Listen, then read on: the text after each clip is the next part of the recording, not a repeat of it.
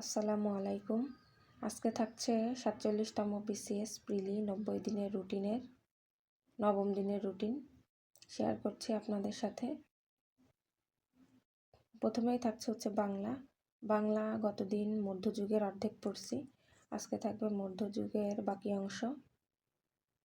এরপর থাকবে হচ্ছে ম্যাথ অনুপাত পার্ট 4।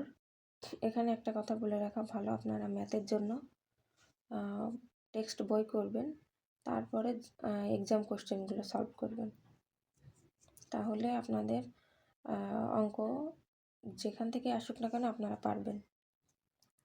দেন থাকবে হচ্ছে ইংলিশ বেসিক 16 এবং 17।